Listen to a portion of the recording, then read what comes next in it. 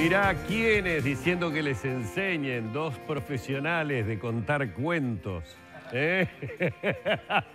Cada uno en lo suyo. A mí me encanta contar cuentos, pero me encantaba cuando me contaban los cuentos. ¿A quién no le gustaba? ¿A quién no recuerda algún cuento que le hayan contado? Claro, si yo eso lo uno con una profesora de matemática y docencia de la matemática, digo, bueno, ahí se me complica.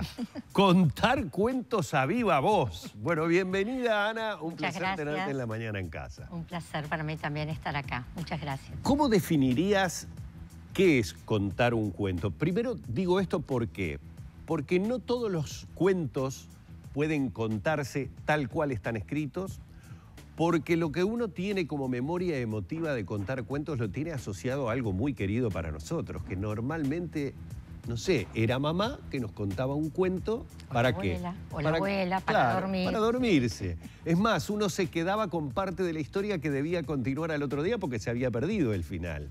Y a veces se acompañaba de la lectura de ese cuento con lo que íbamos aprovechando las dos cosas, ¿no?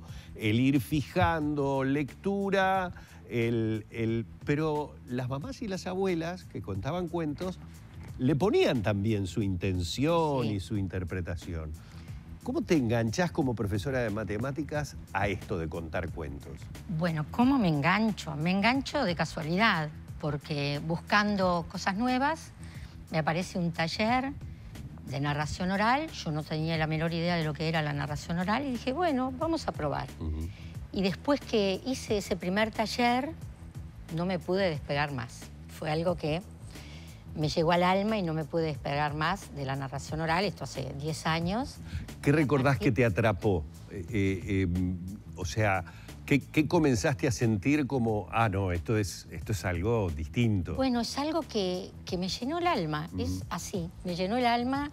Realmente me encantó aquello de comunicar y llegar a la gente a través de los cuentos. Y en ese taller, ¿sobre qué cuentos se trabajaban? ¿Qué tipo de cuentos? No hay un tipo de cuentos. ¿Ah, no? No hay un tipo de cuentos. No es un género, no es un estilo, no es... No. Los talleres de narración a lo que apuntan es al trabajo de las herramientas para contar a viva voz. Que tú justo nombrabas que las abuelas y las madres a veces leían con intención.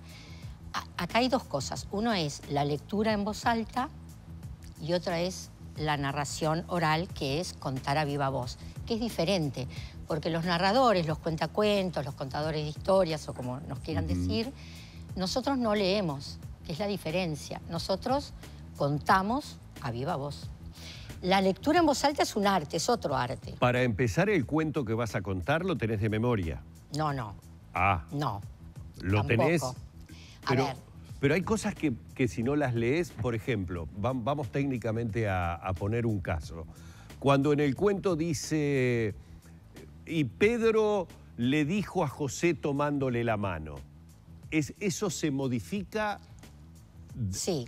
¿De qué manera? Es decir, nosotros no podemos contar de memoria un texto literario, porque si contáramos de memoria un texto literario realmente sería muy aburrido. Porque como yo siempre digo, el autor que escribe un cuento lo escribe para ser leído, no para ser contado. Claro.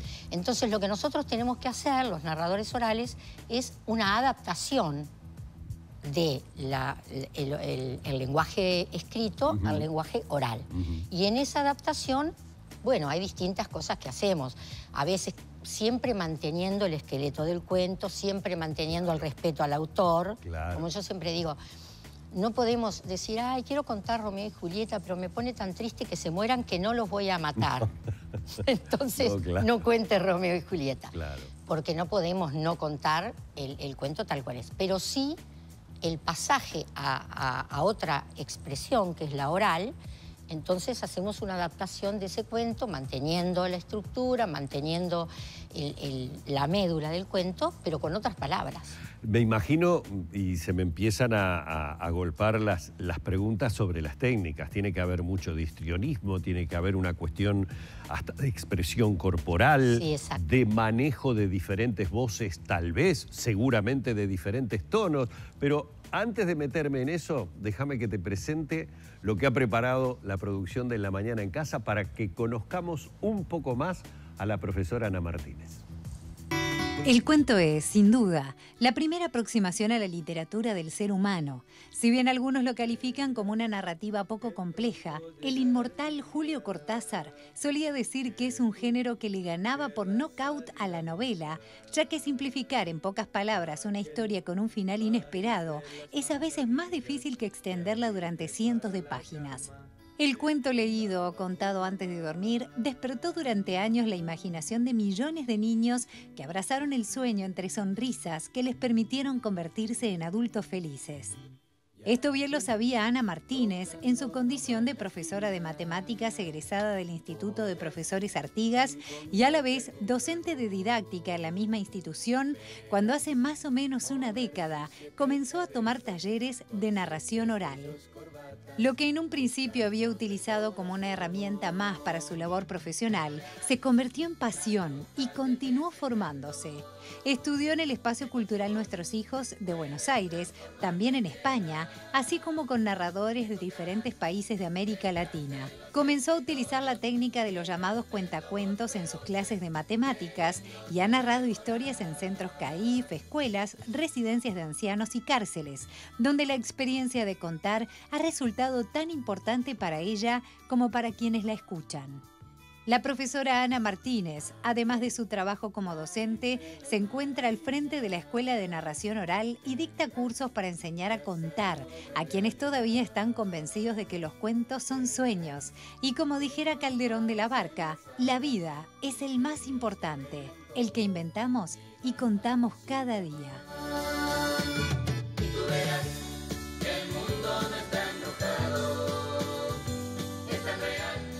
Qué lindas fotos, además, ¿eh? No, pero, a ver, no veo una profesora de matemáticas allí. Estoy viendo...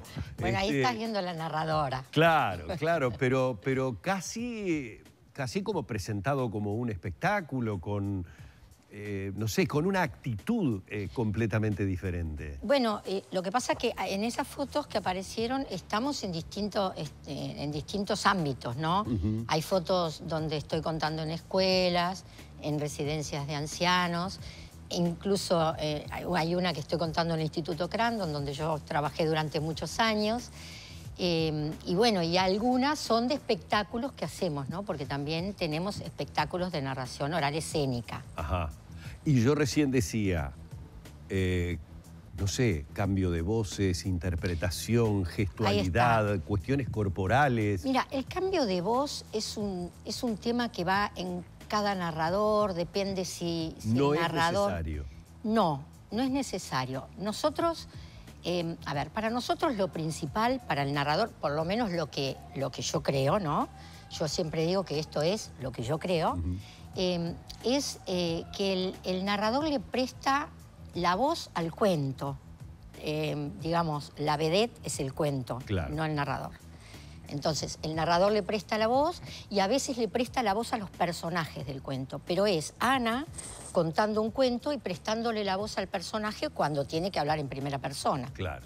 Ahora, obviamente que sí, que hay técnicas para apropiación del texto, para el trabajo con el corporal, con el cuerpo, porque nosotros contamos con todo el cuerpo, la voz incluida, ¿no? Que es parte del cuerpo. Dame algunos ejemplos de cuentos que has contado, para tener idea de qué tipo de cuentos estamos hablando e imaginarse uno esa narración de determinados cuentos que de repente pueden ser conocidos para muchos. Bueno, yo tengo varios cuentos en el repertorio. La mayoría de mis cuentos son cuentos literarios. No son cuentos de tradición oral. Tengo algunos, pero por estos lados generalmente contamos cuentos literarios. Ajá. Los de tradición oral son los que de boca en boca se han ido pasando, ¿no? Y bueno, tengo varios autores, algunos más conocidos, tengo cuentos de Benedetti, de Galeano, en fin, y hay un montón de cuentos. Recién me decías Romeo y Julieta, obras de teatro o o la anécdota de una obra de teatro, el argumento puede narrarse como un cuento. Sí, se puede narrar una canción. De hecho, en un momento yo me enamoré de una canción y la trabajé y armé un cuento para poderla... ¿Se puede saber cuál es?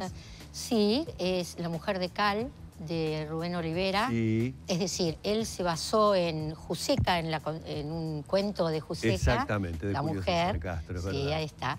Y hizo la canción, y yo me enamoré en realidad de la letra de la canción. Después investigué que era a partir de un cuento de Juseca, e hice un cuento a partir de la letra. O sea, que sí, hay que hacer una adaptación, como siempre, ¿no? Y es, y es como en un espectáculo teatral en el que vos sabés que independientemente de lo que el autor haya escrito, evidentemente hay un inicio de la anécdota, un posicionarte, el desarrollarla, pero que tiene que haber un final acorde con lo que el espectador está esperando, ¿no? Sí, es decir, sí. ya sea lo emotivo, ya sea por el lado de lo humorístico o por lo trágico, ¿no? Sí, claro, claro.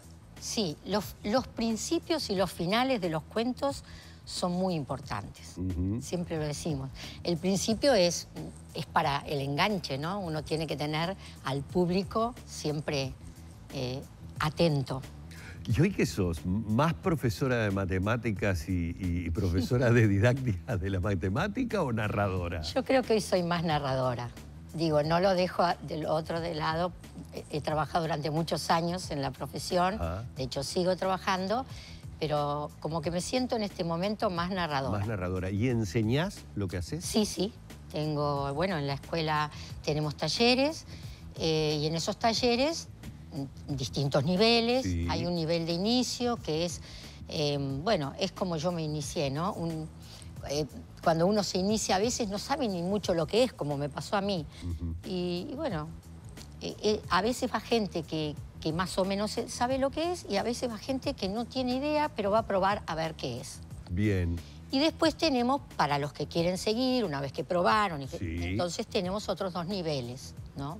Y yo te pregunto, por ejemplo, para una persona que es tímida o que tiene dificultades normalmente, tal vez en la vida cotidiana se expresa bien entre sus iguales, en su trabajo, en sus actividades con su familia, pero si tiene, por razones hasta laborales, que enfrentarse a un público, así sea un público virtual, ahora que está tan de moda el Zoom, ¿no? Tiene que teletrabajar y tiene que hacer un Zoom y tiene dificultades. ¿Por qué me tranco? ¿Por qué el micrófono o la cámara o el saber que estoy ahí me cohíbe? El famoso pánico escénico que se puede tener. ¿Esto ayuda? Yo creo que sí. Ayuda. Sí, de hecho hay gente que cuando uno le pregunta por qué decidió tomar el taller, nos dice eso, que bueno, que necesita poder superar ese pánico escénico que tienen a veces gente que no necesita estar en un escenario para tener pánico escénico, ¿no? Que de repente tiene que dirigirse a un público en una conferencia o lo que sea y bueno, necesita. Y sí, ayuda. ¿Y a la profesora de matemáticas le ayudó a acercar una materia que normalmente la miramos con malos ojos? Tiene mala prensa. Digamos que la matemática tiene mala prensa. Es una pena. Pero ¿ayudó el ser una narradora, el contar cuentos a viva voz? ¿Utilizaste cuentos para acercar? Sí, claro, he utilizado cuentos. De hecho, antes de ser narradora, trabajé alguna vez con cuentos en la clase de matemática. Y te digo más, mira, el primer cuento, cuando yo empecé con la narración oral, me dijeron en el taller que tenía que buscar un cuento. Yo no tenía libros de cuento, tenía novelas, pero libros de cuento. Entonces empecé a buscar en un baúl que tengo y encontré una carpeta con un trabajo de un alumno que yo había mandado, que era que eligieran un cuento que tuviera que ver con matemática y que me dijeran por qué tenía que ver con matemática. Y este alumno me trajo Triángulo Isósceles, de Mario Benedetti. Mirá. Y con todo un análisis de por qué él consideraba que ese cuento tenía que ver con la matemática, no por el título. O sea, que la profesora utilizó, en el buen sentido de la palabra, una idea propuesta por un alumno en un trabajo y lo volcaste en el aula. Ese cuento fue uno de los primeros cuentos que yo hice mío para poder contar, porque cuando encontré ese cuento buscando cuentos, me encantó, lo leí, me encantó, y bueno, es uno de los cuentos que tengo hace tiempo, Sí, sí. ¿no? Yo recién fui acusado de dinosaurio prehistórico por una de las integrantes del equipo de La Mañana en Casa, porque recordé que yo empecé a querer a la matemática a través de un libro que en realidad es una recopilación de cuentos, que es El hombre que calculaba, de Claro. Malvat Tahan. Sí. Y como va hilando una historia que te va atrapando, cuando querés acordar estás totalmente sumergido en problemas matemáticos, pero contados de otra manera. Claro, claro. La ayuda para, a ver, que no exista esa cuestión árida que muchas veces los estudiantes creemos que existe en la matemática, que no solamente son los números. Exacto. Yo siempre le decía a mis alumnos, ustedes cuando yo entro, ¿qué ven? ¿Un número entrando a la clase? Una vez dejé sobre el escritorio un libro y un alumno me preguntó, pero ¿y usted lee, profesora? Digo, ¿pero qué? ¿Qué creen? ¿Que solo leo los libros de matemática? Sí, hay un... ¿Hay una edad para ser narradora o narrador? No, No. hay niños narradores, sí. Y pueden aprender Sí. a hacer los talleres, es decir... Sí, yo no doy talleres en este momento para niños, pero he dado algún taller en algún colegio que me han contratado y es maravilloso. Los niños son maravillosos. Así que trabajar con los niños, ellos tienen una imaginación que no cortada por nada, entonces es maravilloso. Sí, no hay ninguna edad. Tengo alumnas de todas edades, incluso alumnas de 80 y pico de años. Qué bueno, qué bueno. No debe haber más lindo ejercicio porque es totalmente liberador el aprender a escucharse, el soltar la voz. Me parece maravilloso. En el final, 2 preguntas personales. ¿Cómo fue Josefina Vitureira como alumna? Divina. Divina. Bueno, divina. por supuesto, José, mi hija mayor, le acaba de mandar un beso a la profe que recuerda con mucho cariño. Y la otra tiene que ver con la producción, que me pregunta si diste clases en el Suárez. Sí. Mirá, otra más. ¿Cómo eras? Ahora baja a saludarte, Sí, bueno. Entrañable, me acaba de decir, sin duda. Una profesora encantadora. Ana, ha sido un enorme placer, ¿eh? Muchísimas gracias, para mí también ha sido un gran placer. Bueno, la profesora Ana Martínez, sorprendiéndonos con esto, realmente lo debo decir, de contar cuentos a viva voz. Hay que animarse, no saben lo importante que es. Lo importante que es para cualquier actividad en la vida el saber expresarse, el no tener temor a expresar cosas. Si además aprendés técnicas para hacerlo con sensibilidad, bueno, olvídate, tenés ganado una porción importantísima de lo que quieras lograr. Muchísimas gracias. Gracias a ustedes. El hombre que calculaba, Dide, el hombre que calculaba. Yo se lo traigo, creo que todavía lo tengo en casa.